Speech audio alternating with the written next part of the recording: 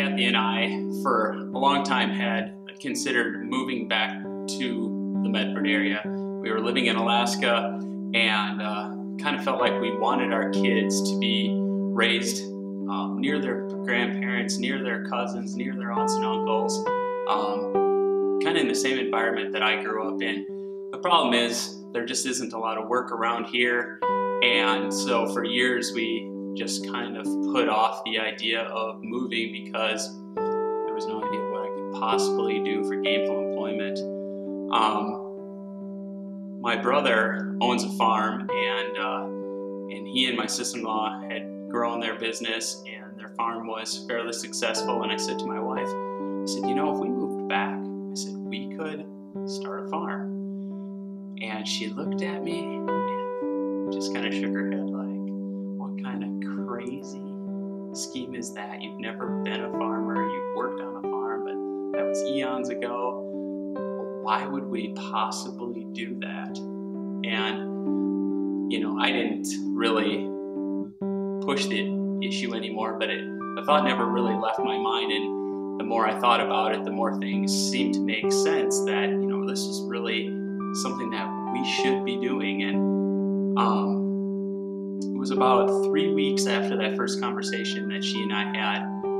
We were sitting in church, and our pastor at the time was giving a sermon on, you know, if you think God has laid something on your heart and it sounds preposterous, something beyond which you would normally consider doing, anybody would consider doing, you know, and you need to just have some faith that He will handle all of those small things that add up to create this illusion of impossibility, and you just need to do it. But you need to have that faith to step out and move.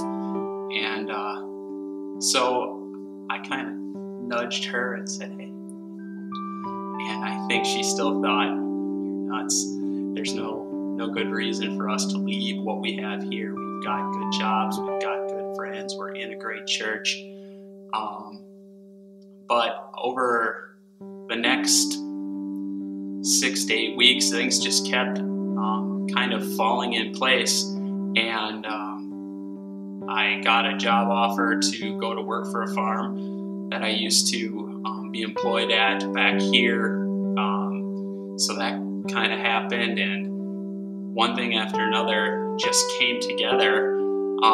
Details that I hadn't even considered were kind of just being taken care of, and we made the decision to put our house up for sale, a huge garage sale.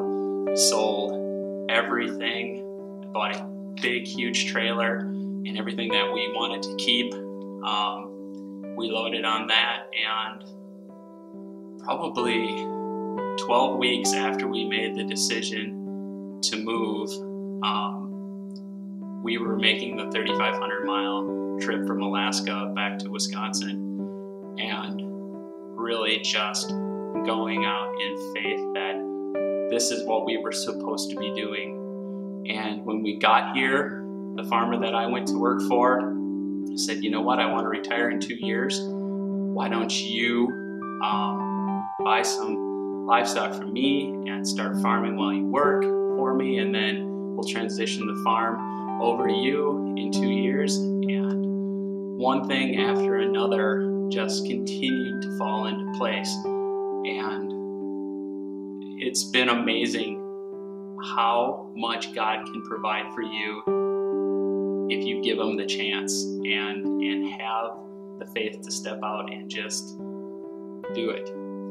And there's definitely been a lot of trials as we've been back.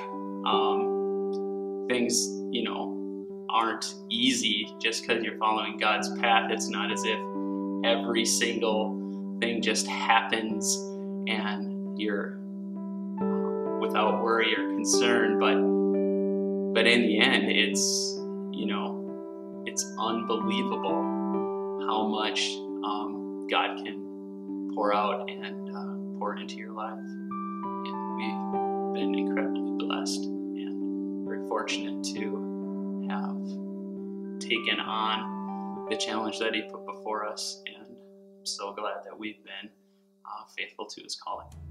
I am transformed.